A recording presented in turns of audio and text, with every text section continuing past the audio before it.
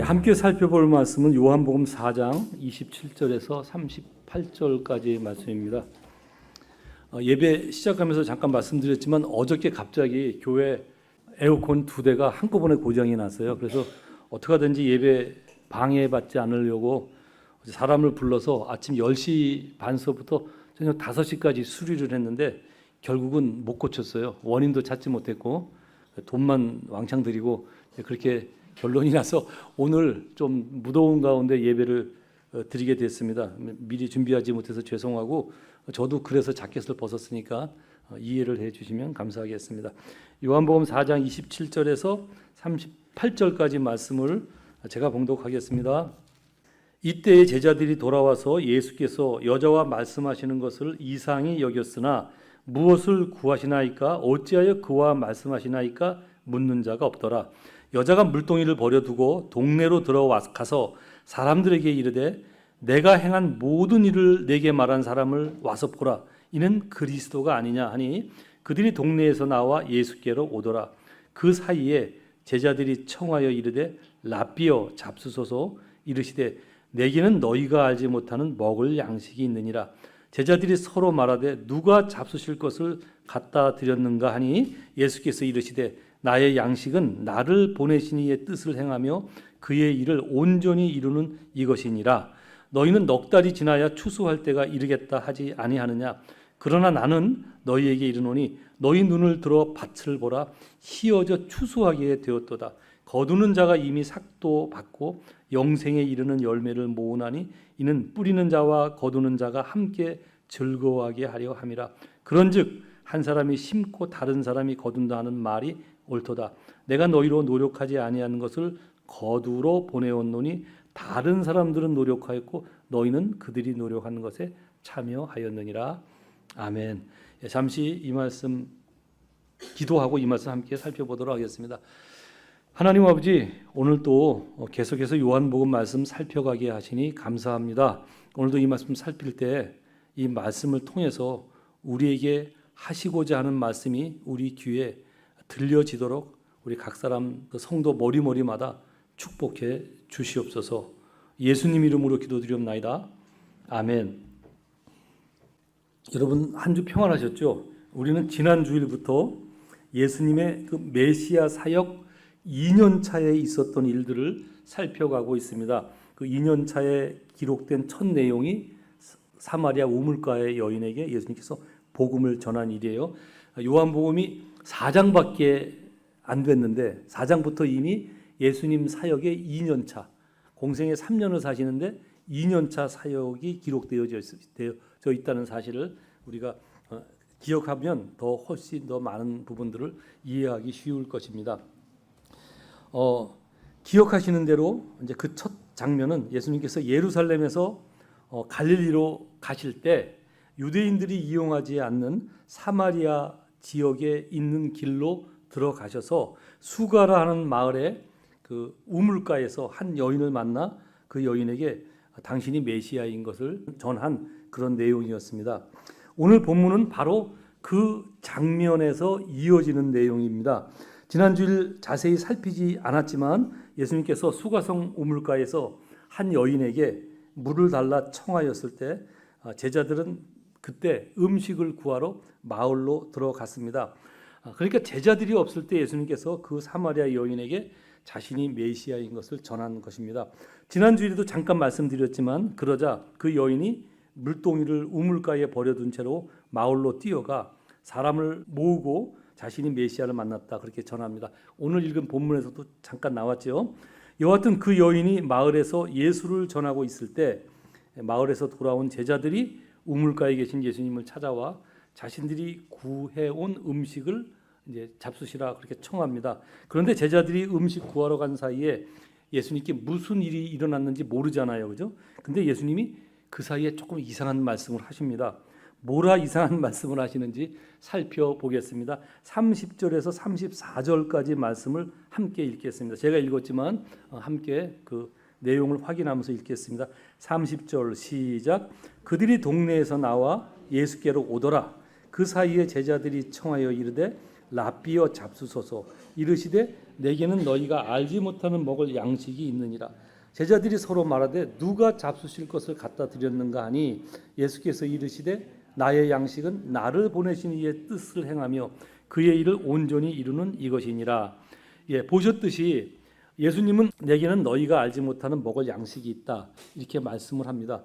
제자들이 그러자 아니 누가 예수님께 음식을 갖다 드렸냐 그렇게 묻습니다. 그러자 이제 그때부터 이제 이해하기 어려운 말씀을 합니다. 말씀을 하십니다.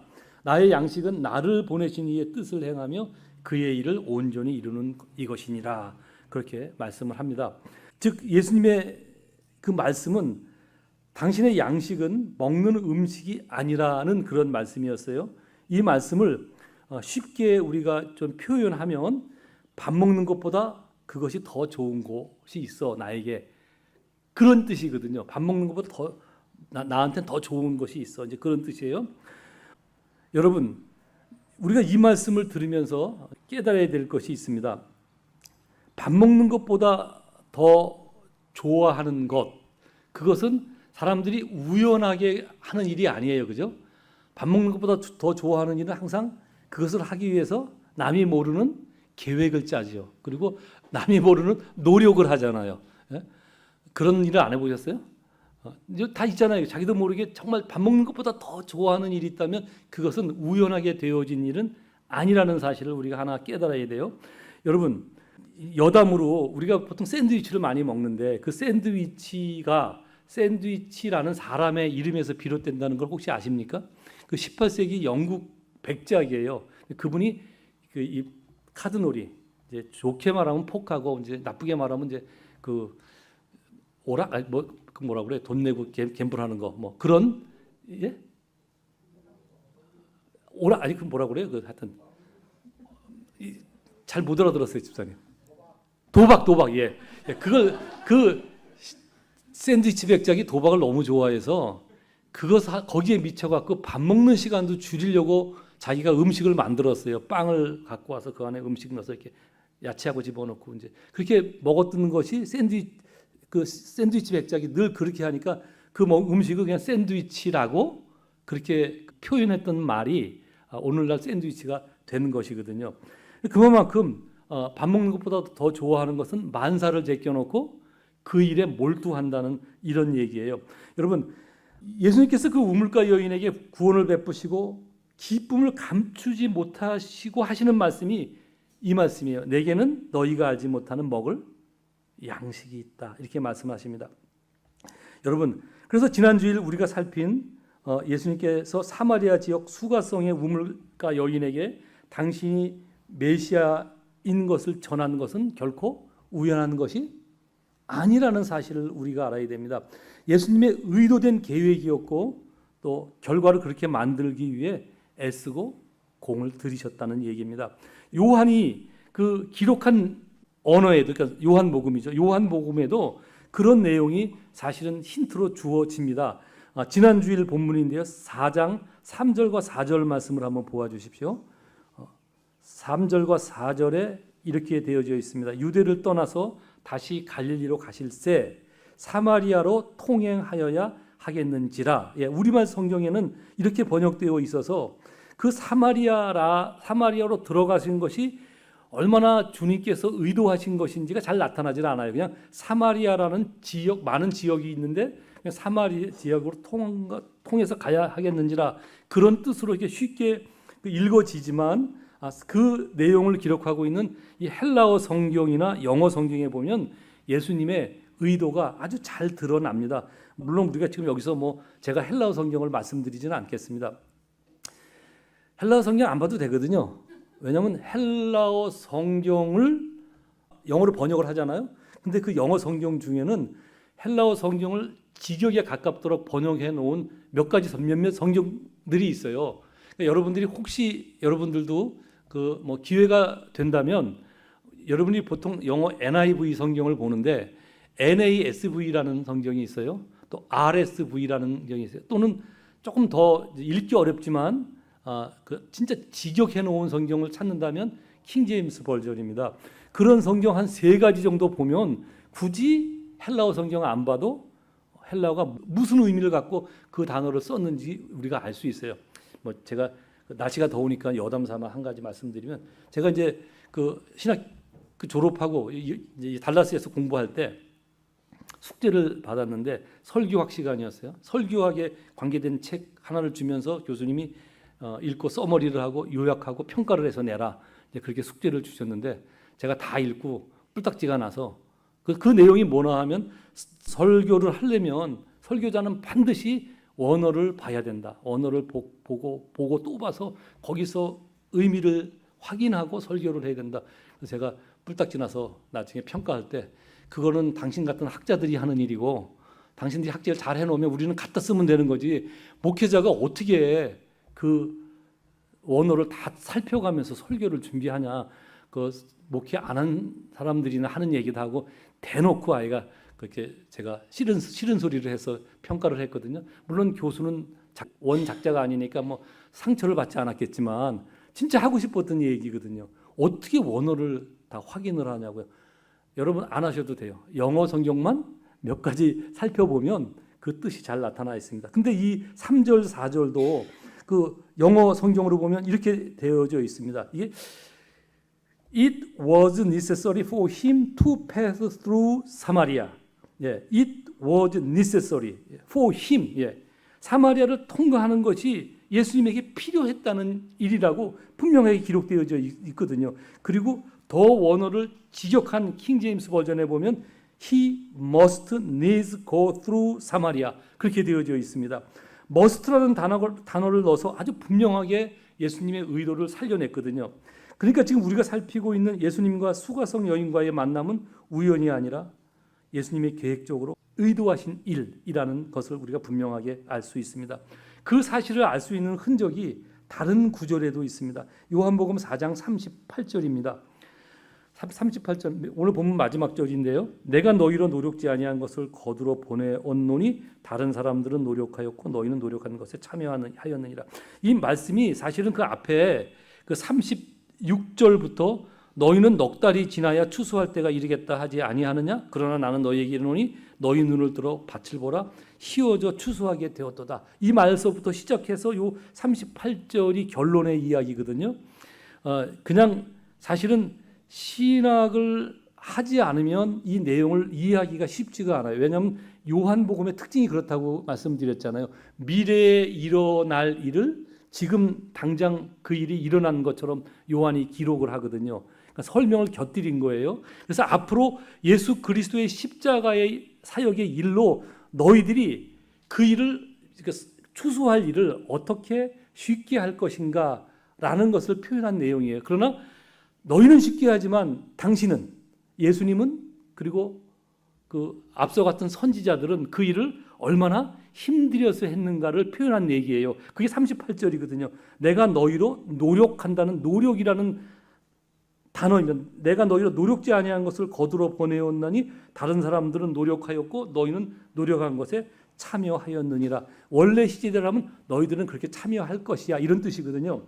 여러분, 여기서 이 노력이라는 이 단어는 이게 그냥 우리는 그냥 힘쓴 거야 이런 뜻으로 이해가 되지만, 이 헬라어에서 이 단어가 쓰여질 때는 항상 노동하느라고 고통스러운 상태를 말할 때 이 노력이라는 단어를 쓰거든요. 그러니까 이 단어에서도 예수님께서 지금 사마리아 여인을 찾아가셔서 복음을 전하는 것이, 이것이 쉬운 것이 아니었다, 의도하시고 그렇게 하신 것이다라는 것을 우리가 깨달을 수 있습니다.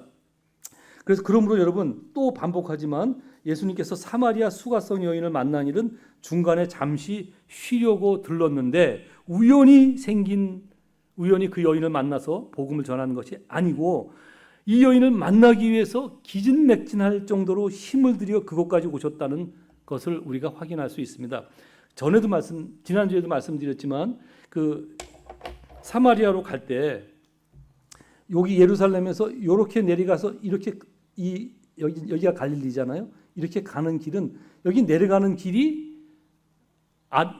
길이니까 수월하잖아요, 그죠? 힘들지 않죠. 내려가서 여기로 가는 길은 가를 따라가는 평탄한 길이라고. 평탄한 길로 가고 여기가 이스라엘 평야라고 그랬잖아요. 여기만 산맥이 이어지지 않았거든요. 이렇게 가면 여기가 바로 사마리아예요. 갈릴리예요.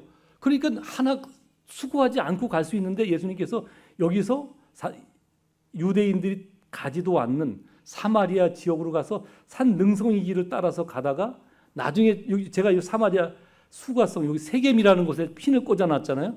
나중에 시간 날 때 한번 와서 보세요. 원래 다니던 길에서 좀 벗어나는 길이거든요. 벗어나는 길로 들었으면 거기가 세겜이라는 땅. 오늘 성경으로 얘기하면 수가성이 여기에 있다고요. 일부러 하신 것이에요.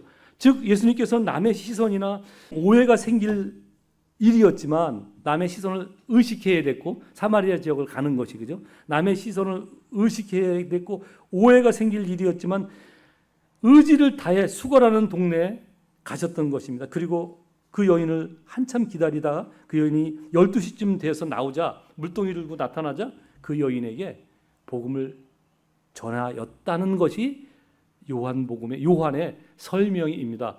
우리는 이렇게 쉽게 이해가 되지 않고 저와 같은 사람이 해석을 해야 될 일이지만 그렇다는 것을 우리가 알아야 됩니다.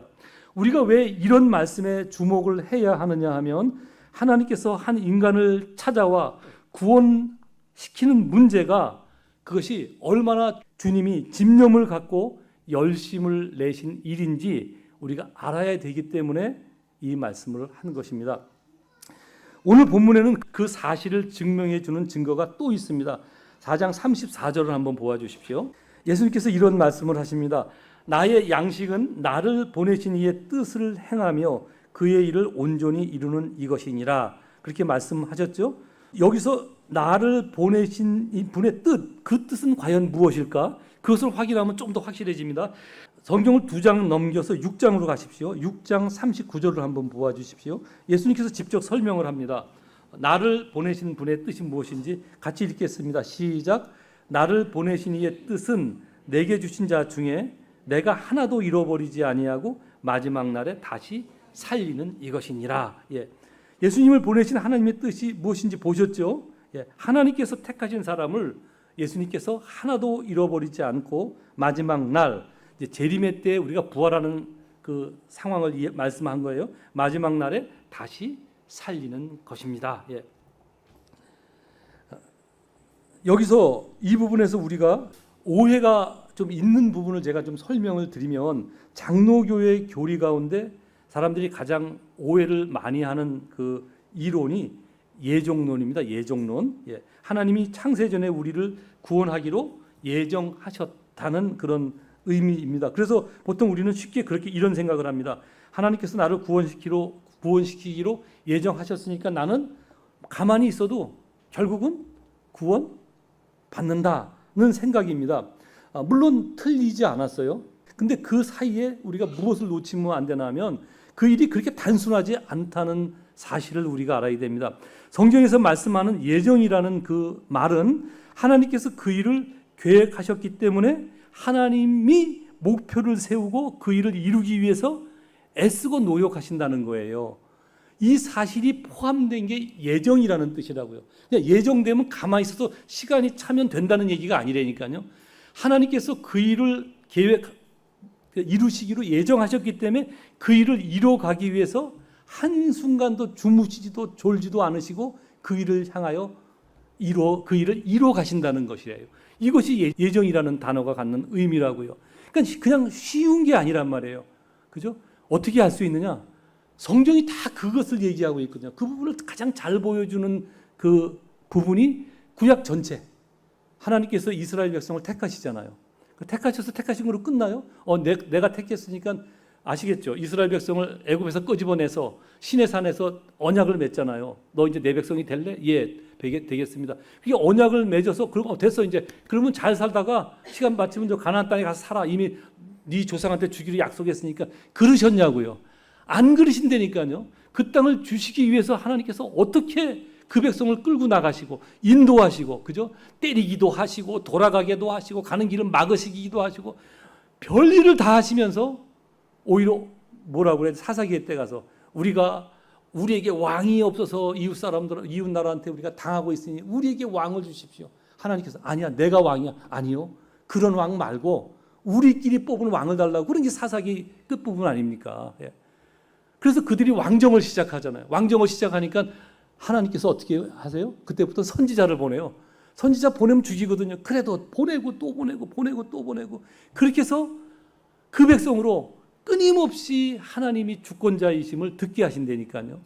그게 구약의 내용 아닙니까? 한번 예정하셨으면 끝. 그게 아니라니까요. 예정하셨으니까 가나안 땅에 들어가 살게 될 거야. 그렇지 않다는 것을 우리가 알아야 됩니다.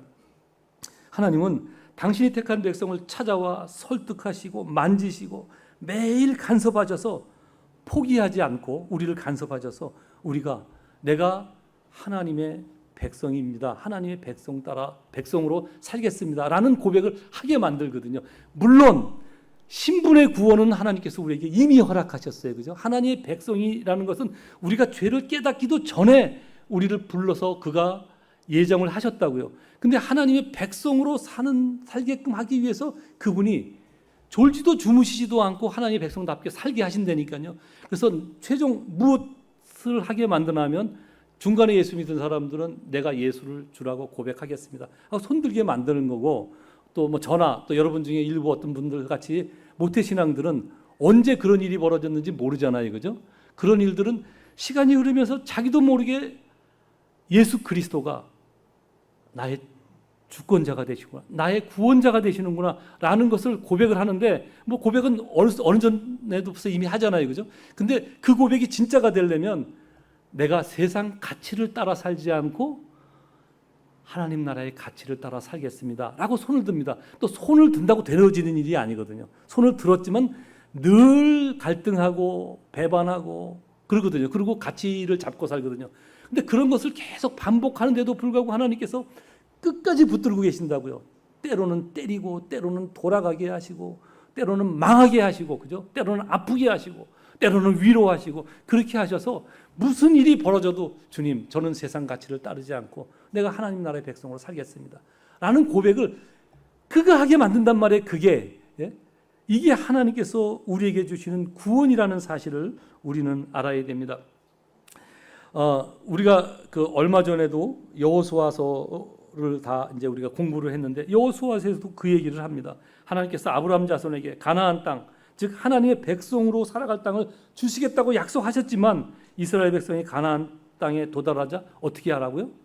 싸워서 갖도록 하고 그 싸움의 배경에 늘 그가 함께 하시거든요. 늘 함께 하시거든요.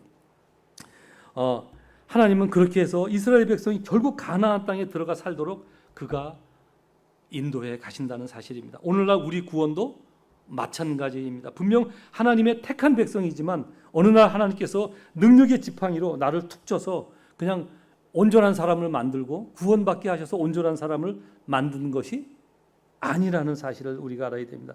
내가 하나님의 주권을 인정하고 예수님의 십자가 공로를 의지할 때까지 늘 졸지도 주무시지도 않고 나를 설득합니다.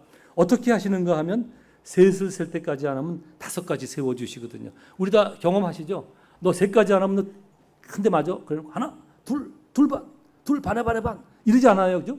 그러잖아요. 그리고 그것도 안 되면 5가지 세줄게. 그것도 슬쩍 늘어나요, 그죠? 느리고 5가지 안 되면 10가지 세워주시고, 한두 번 때려서 안 되면 2-3번 더 매를 드시고, 매를 들어도 안 되면 3번이라도 매를 계속 든다는 것입니다.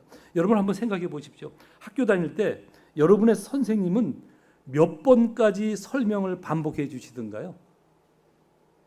뭐 경험들 있죠, 그죠? 한 2-3번까지는 반복을 해주는데 3번 이상 넘어가면 낯빛이 변하죠, 그죠? 속으로 너는 안 될 거야, 너는 안 돼, 너는 도무지 구제불능이야. 보통 우리 그러지 않습니까? 근데 예수님은 그 리밋이 없어요. 리밋이 없어요. 끝까지 찾아오셔서 자녀 삼아 주셨기 때문에 포기하지 않고 찾아와서 끝을 내고야 만다는 사실을 우리가 아셔야 됩니다. 우리 한 사람 한 사람을 붙잡고 씨름을 하십니다. 어느 정도 정성과 공을 들이나 하면 고나여 주저하지 않고 싶을 만큼 하신다는 사실입니다. 양식처럼 밥 먹는 것보다 더 그 일을 즐겨 하신다는 사실입니다. 오늘 본문에도 예수님의 정성과 노력이 그래서 잘 드러나고 있습니다. 우선 예수님께서 계획적으로 그 여인을 찾아가시고 만나시고 의도적으로 접근하셨다는 사실을 어디서 또 알 수 있냐면 의도하시고 접근하셨습니다.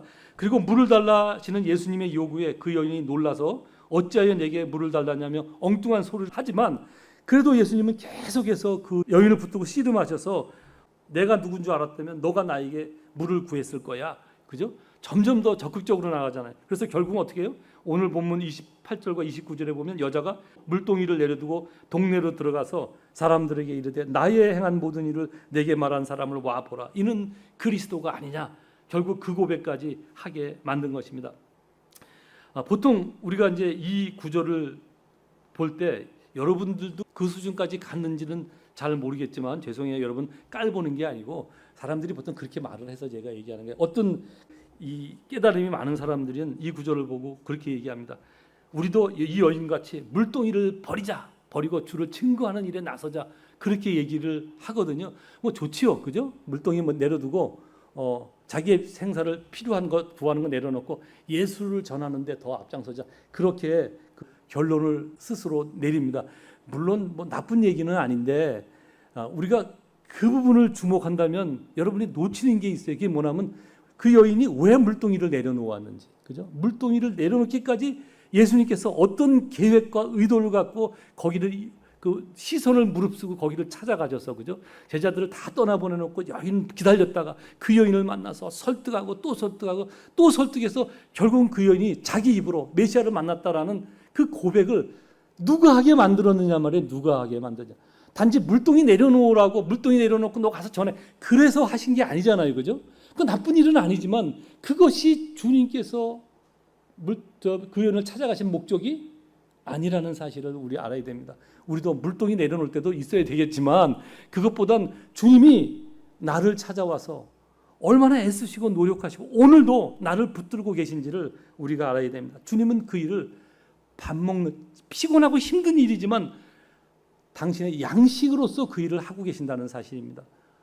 그게 요한복음 4장에서 끝난 사건이 아니라고요. 그죠? 그래서 미래에 되어질 일을 35절서부터 38절까지 하셨잖아요.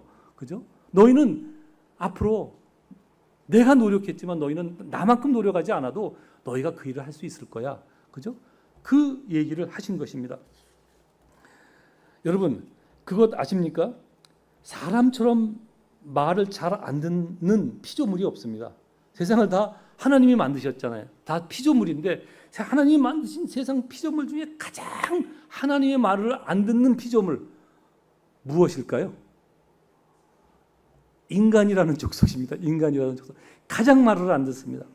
때려도 보았지만 말을 안 듣고, 그죠? 그 길을 막아도 말을 듣지 않습니다. 그리고 자꾸 하나님 앞에 삿대질을 합니다. 작은 일만 있어도 당신 때문이야. 그리고 오히려 안 믿는 사람들은 하나님을 모르는데 주로 믿는 백성들이 더 하나님 앞에 삿대질을 많이 합니다. 제가 그랬잖아요. 하나님 믿는 사람들만 하나님에 대해서 섭섭하게 생각한다고. 왜 섭섭해요? 자기가 원하는 대로 들어주지 않는다고 섭섭하게 생각해요.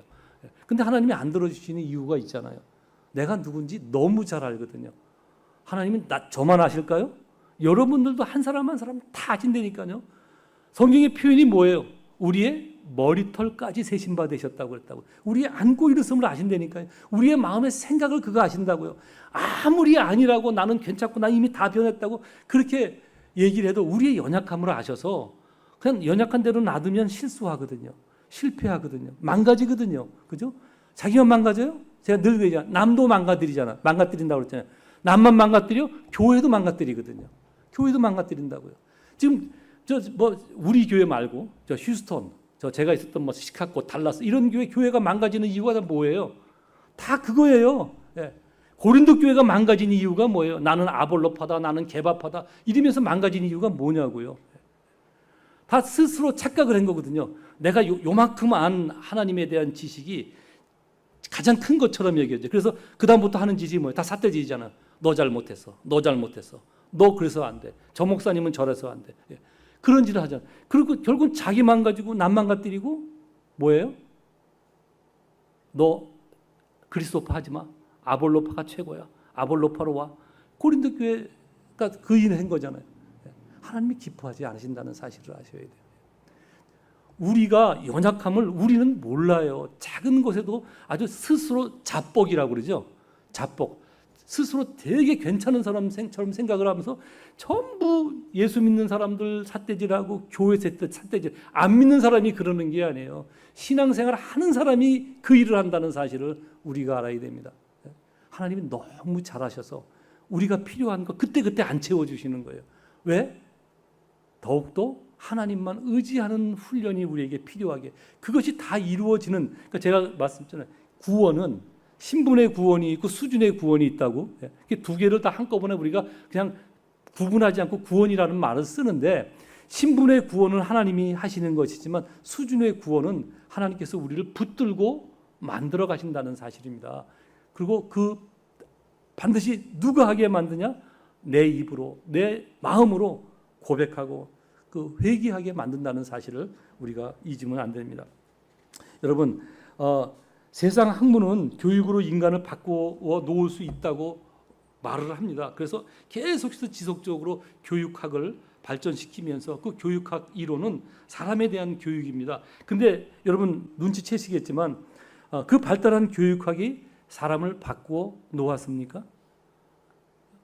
바꾸어 놓은 척만 하죠. 그죠? 놓은 척만 하니까, 하지만 놓은 척만 하지 사람은 바뀌지 않습니다. 그때나 오늘이나 사람이 악한 것은 조금도 변하지 않습니다. 사람이 하나님을 찾지 않는 것은 여전합니다. 그 사실을 우리가 놓치면 안 됩니다. 그런데 여러분, 유일하게 인간의 기원을 말하고 있는 성경은 사람은 하나님을 만나지 않으면 방법이 없다고 말씀을 합니다. 오늘 본문은 예수님께서 인생의 그런 근본 문제, 어쩔 수 없는 근본 문제를 해결해 주시기 위해서 하나님께서 우리를 찾아오셔서 우리로 하나님의 사람으로 온전케 만드시려고 애쓰고 어떻게 수고하는지를 상징적으로 보여주고 있는 장면입니다. 그가 예수님께서 그 일이 당신의 양식이라고 말할 정도로, 그죠? 우연히 그 일을 하시는 일이 아니라는 사실입니다.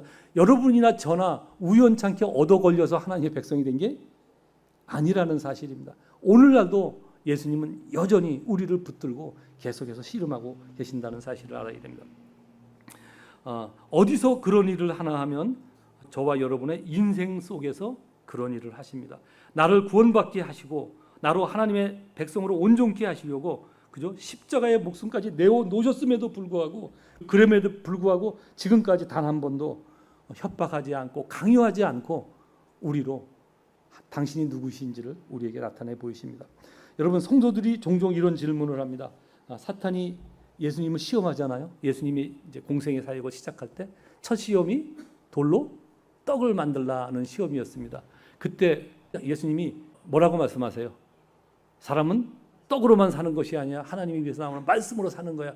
폼은 좋지만 그때 배에 쫄쫄 굶으셨잖아요. 그러지 말고 그냥 말씀 한마디로 그 앞에 있는 돌들을 떡을 쫙 만들면 얼마나 좋겠어. 효과적이겠어. 그죠? 그런 생각을 하거든요. 근데 예수님이 왜 그렇게 안 하셨어요? 그거 본다고 사람이 변하지 않거든요. 이미 다 임상실험 하셨잖아요. 구약의 그 모든 이스라엘의 역사가 하나님의 임상실험의 그 데이터거든요.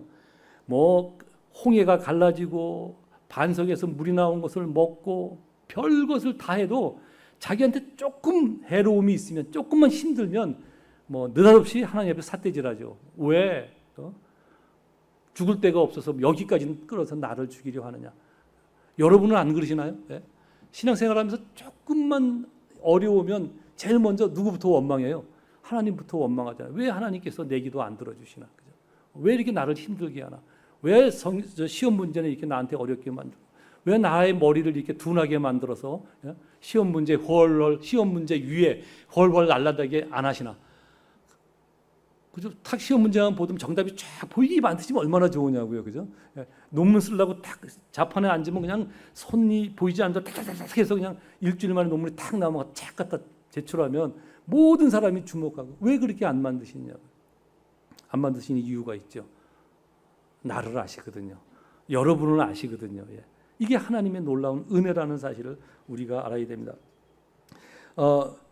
그 얘기 성경에 그런 하나님의 임상 실험 한 군데만 더 말씀드리고 말씀을 마치도록 하겠습니다. 그 구약 성경 이사야 선지자 1장에 보면 하나님께서 이스라엘 백성을 향하여 절규하는 말씀이 등장합니다. 이 이사야서 말씀은 이스라엘이 바벨론에 망하기 약 120년 전에 이제 이사야 선지자가 말씀한 내용이거든요. 그때까지 오랜 한 몇백 년간 한 200년 가까이 계속 선지자를 보내서 하나님께서 말씀을 하시죠. 내가 너희들의 왕이다. 나한테 돌아와라. 그러나 이스라엘 백성들이 돌아오지 않습니다. 그러니까 최종적으로 이사야 선지자를 통해서 너희들 이렇게 안 들어오면 너희들 바벨론 손에 너희들 70년간 종살이하게 만들 거야. 그렇게까지 이제 얘기를 하거든요. 그렇게 말하면 협박이죠, 그죠? 그건 협박이 될 수 있는데 하나님께서 그 협박을 하기 전에 무슨 말씀을 하시냐면 이사야서 1장 2절 3절에서 이렇게 말씀합니다. 하늘이여 들으라, 땅이여 귀를 기울이라.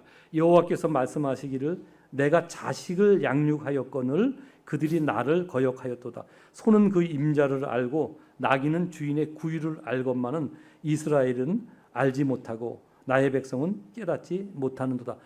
그 소 나귀보다도 못하다는 거예요. 인간이 어떤 존재를 하나님이 너무 잘 아시는 거예요. 그런데 그렇게 막 거기까지만 말하고 너희 110년간 붙일 거야 이러면 이제 협박이 되는데 주님께서 그 말씀을 협박으로 끝내지 않고 뭐라고 말씀하시나 하면 우리가 잘 알고 있는 구절인데요. 오라 우리가 서로 변론하자. 너희 죄가 주홍 같을지라도 눈과 같이 희어질 것이요 진홍같이 붉을지라도 양털같이 되리라. 너희가 즐겨 순종하면 땅의 아름다운 소산을 먹을 것이요. 협박이에요? 협박 아니잖아요. 앞에 있는 것은 좀 돌아오라고 강하게 강한 권면이에요, 그죠? 네가 돌아오기만 하면 네 죄가 주홍 같을지라도 내가 양털같이 씌워주게 해줄게. 그리고 아름다운 소산을 먹을 거야. 이 얘기는 모든 걸 다 회복시켜 줄게. 이 말씀을 한 것이거든요. 여러분 하나님의 그 열심과 수고를 여러분 느껴지십니까? 여러분 스스로 속지 마십시오. 성경이 보여주고 있는 것은 하나밖에 없습니다. 하나님께서 우리를 구원하시기로 하셨고 그 구원받은 백성을 주님께서 친히 이 땅에 오셔서 일일이 찾아다니며 붙들고 포기하지 않고 씨름한다는 사실입니다. 그래서 그 예정하신 구원을 두렵고 떨림으로 이루어 가신다는 사실입니다. 여러분 우리가 하나님 앞에 온 것은 우연찮게 부모 때문에 혹은 친구 때문에 혹은 어쩔 수 없는 일이 내 삶에 생겨서 예수를 만난 것이 아닙니다. 예수님께서 피 흘리기까지 열심과 정성으로 우리를 찾아오셨고 미리 십자가에서 우리 죄를 다 용서해 놓으시고 그리고 그것이 우리의 삶에 믿음의 조건이 되도록 간섭하시고 붙들어 주셨으며 또 우연으로 가장해서 끊임없이 기회를 만들어 놓으신다는 사실입니다. 우연하게 누구 말을 들었는데 그때 비로소 예수가 깨달아지고 그죠?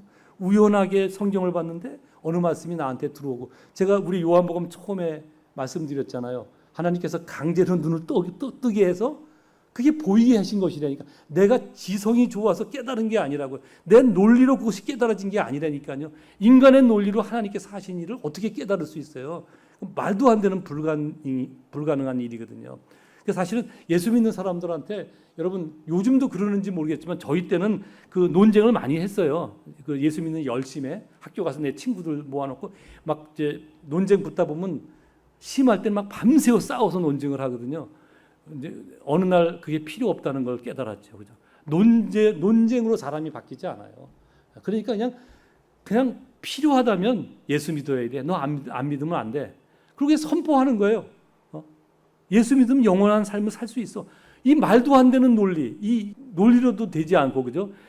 귀신 찌나라 까먹는 소리 같은 소리잖아요, 그죠?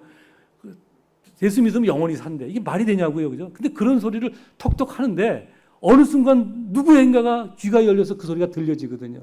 그 말씀이 가슴에 와서 박히거든요. 우리는 다 그래서 구원 얻은 거예요.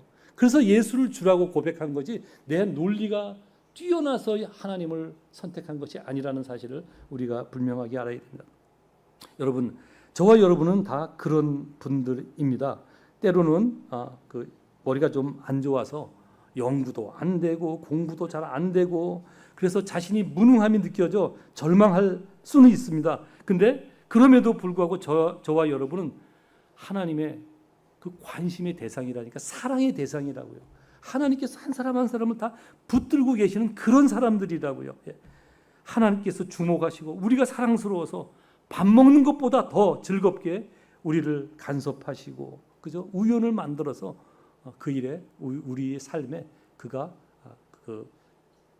들어와셔서 우리를 주장하신다는 사실을 우리가 알아야 됩니다. 우리는 그런 대상들입니다. 이것이 성경이 말씀하시는 내용입니다. 우리는 종종 이러한 불평을 가끔씩 하죠.